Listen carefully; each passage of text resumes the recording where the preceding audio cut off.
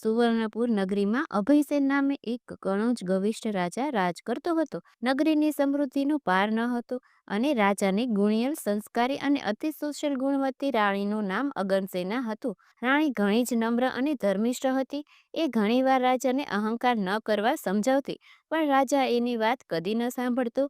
હવે એક દિવસ રાજમહેલમાં ઝરૂખે બેઠેલી રાણી નદીના કિનારે સ્ત્રીઓને વ્રત કરતી જોઈ અને તેથી રાણીને એની દાસીને આજ્ઞા આપી કે નદીના કિનારે સોળે શણગાર સજીને ટોળે વળેલી સ્ત્રીઓ શું કરે છે એ જાણી લાવ. એટલે દાસી દોડતી દોડતી સ્ત્રીઓ પાસે ગઈ અને પૂછવા લાગી કે તમે બધા શું કરો છો? ત્યારે એક સ્ત્રીએ જવાબ આપતા કહ્યું કે અમે દશામાનું વ્રત કરીએ છીએ. આ વ્રતની વિધિ એવી છે કે સૂતરના 10 તાર લઈ 10 ગાંઠ વાળવી અને ગાંઠે ગાંઠે કંકુના ચાંદલા કરવા. અને ત્યારબાદ સ્ત્રીએ વ્રત ક્યારે કરવું અને કેવી રીતે કરવું એ બધું જ જણાવ્યું. એટલે દાસીએ મહેલમાં આવીને રાણીને બધી વાત કરી. એટલે ધાર્મિક સ્વભાવની રાણીને પણ આ વ્રત કરવાની ઈચ્છા થઈ અને મનથી વ્રત કરવાનું એણે નક્કી કર્યું. અને પછી એને રાજાને વાત કરી, હું દશામાનું વ્રત કરું. ત્યારે અહંકારી રાજાએ ના પાડી દીધી અને કહ્યું કે આ વ્રત તો ગરીબ મૂર્ખા માટે છે. અરે, તારે તો ઘણી સાહેબી છે, ધન દોલત, નોકર ચાકર, બાગ બગીચા, રાજપાટ બધું છે. આ વ્રત કરવાનું છોડી દે. અને રાજાના અભિમાન ભર્યા વચનને કારણે રાણીનું દિલ દુભાયું. એ જાણતી હતી કે ગમે તેવી સમજાવવા છતાં આ અભિમાની રાજા એકનો બે નથી થવાનો. એટલે રાજાએ અહંકાર, ગર્વ અને અભિમાનમાં ચતરાચૂર થઈને દશામાના વ્રતનું અપમાન કર્યું. અને તેથી દશામાના ક્રોધનો પાર ન રહ્યો. અને માએ રાજાના સપનામાં આવીને એક જ શબ્દ કહ્યું કે હું પડું છું. અને બીજે દિવસે પડોશી રાજા લશ્કર સાથે ચડાઈ કરવા આવ્યો. અને આવા અણધાર્યા હુમલાથી રાજા અભયસિંહ ગભરાયો અને જીવ બચાવવા માટે રાણી અને બંને કુંવરોને લઈને જંગલમાં રસ્તે ભાગ્યો. અને રાણી અગનસેના મનમાં સમજે છે કે પોતાના પતિએ કરેલા દશામાના વ્રતના અપમાનથી જ આ દશા પ્રાપ્ત થઈ છે. અને પછી તો ઘોર જંગલમાં રાજા રાણી ઉઘાડા પગે ચાલ્યા જાય છે. પગમાં કાંટા વાગે છે. દુઃખ અને થાકનો પાર નથી. અને એવામાં કુંવરોને તરસ લાગી અને એકલામાં એક વાવ આવી. અને રાજા પાણી લેવા વાવમાં ઉતર્યો અને ત્યાં જ દશામાએ અદ્રશ્ય રહીને બંને કુંવરોને વાવમાં ખેંચી લીધા. અને કુંવરોને અદ્રશ્ય થઈ ગયેલા જોઈ રાણી વિલાપ કરવા લાગ્યા. અને રાજા પણ મનમાં સમજી ગયો કે નક્કી આ દશામાનો કોપ લાગે છે. અને એ રાજા રાણીને આશ્વાસન આપતા સમજાવે છે કે જેણે આપ્યા એણે લઈ લીધા, હવે એ પાછા આપશે. આમ રુદન કરતી રાણીને સમજાવતો રાજા આગળ ચાલ્યો અને થાકના લીધે બંનેના પગ ઘસડાય છે. પગમાં વેઢા વેઢાના કાંકરા ભરાઈ ગયા છે અને તેથી પીડાનો પાર નથી. અને રસ્તામાં એક વાડી આવી. રાજાને એમ થયું કે હાલ બે ઘડી વિસામો તો મળશે.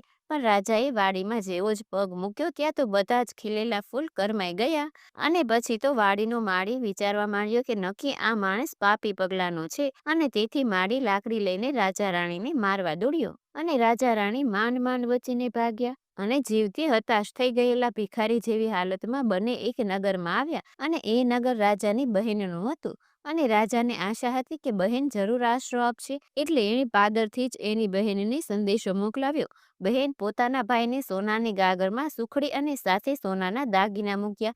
એક ભાઈએ આવીને રાજાને જેવી સોનાની ગાગર આપી તો સોનાની ગાગર પિત્તળની બની ગઈ અને સુખડીને બદલે ઈંટના કટકા બની ગયા. અને સોનાના દાગીનાને બદલે ફૂફાળા મારતો કાળો નાગ નીકળ્યો. રાજા આમ વિચાર કરે છે કે મારી સગી બહેને મને મારી નાખવા આવું તો ન જ કરે. નક્કી આ દશામાના કોપના કારણે જ થયું છે. આવો વિચાર કરી રાજાએ ગાગર ત્યાં નીચે જમીનમાં દાટી દીધી અને રાણીને લઈને આગળ ચાલ્યો. ચાલતા ચાલતા એક નદી આવી. નદીને કાંઠે ચીભડાના વેલા છે. રાજા બે હાથ જોડીને એ વાડાના માલિકને કગરવા લાગ્યો કે ભાઈ, 7 દિવસના ભૂખ્યા છીએ, દયા કરીને એક ચીભડું આપ. હવે ખેડૂતને દયા આવી અને એક ચીભડું આપ્યું. રાજાએ એમ વિચાર્યું કે આગળ જઈને થોડોક આરામ કરી પછી આ ચીભડું ખાશું. હવે આ બાજુ બન્યું એવું, નગરના રાજાનો કુંવર 2 દિવસ પહેલા રિસાઈને ભાગી ગયો હતો અને સિપાહીઓ કુંવરની શોધમાં નીકળ્યા હતા. અને દશામાના કોપના કારણે રાજાના હાથમાં જે ચીભડું હતું એ કુંવરનું માથું બની ગયું. અને આ માથા ઉપર નજર પડતા સિપાહીઓએ દોડીને રાજા અભયસેનને પકડી લીધું અને દોરડાથી બાંધીને લાતો મારતા મારતા નગરમાં લઈ ગયા. અને નગરના રાજાને બધી વાત કરી.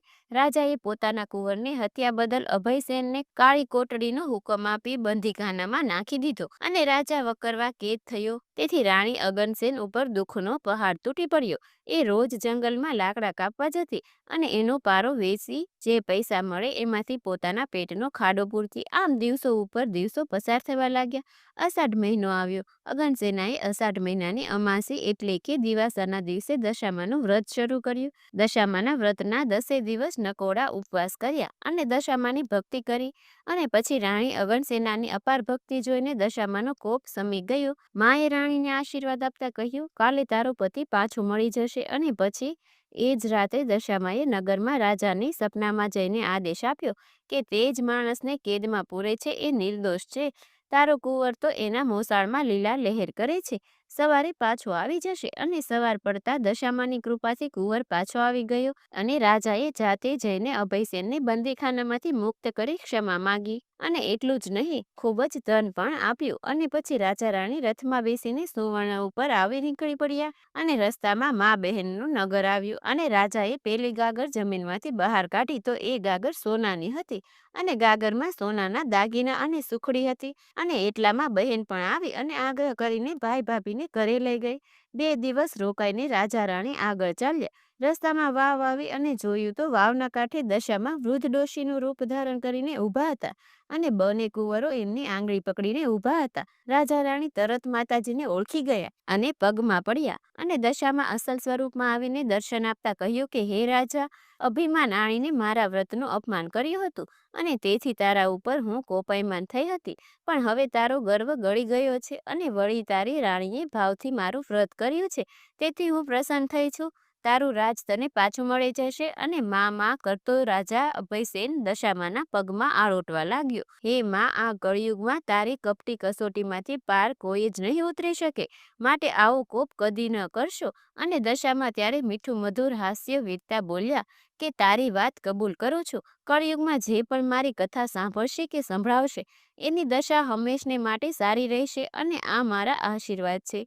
અને આમ કહી દશામાં અદૃશ્ય થઈ ગયા. રાજા રાણી બંને કુંવરોની સાથે લઈ રાજ્યમાં આવ્યા અને અભયસેનના સેનાપતિએ પડોશી રાજાને હરાવીને રાજ પાછું મેળવેલું. પછી તો રાજા રાણી આનંદપૂર્વક દિવસો પસાર કરવા લાગ્યા. એ દશામાં જેવા રાજા રાણીને ફળ્યા એમ વ્રત કરનાર સર્વને ફળજો. જય દશામાં. મિત્રો, આવા જ અવનવા વિડીયો જોવા માટે આજે જ અમારી ચેનલ મસ્ત ટેકનોને સબસ્ક્રાઇબ કરો. ધન્યવાદ.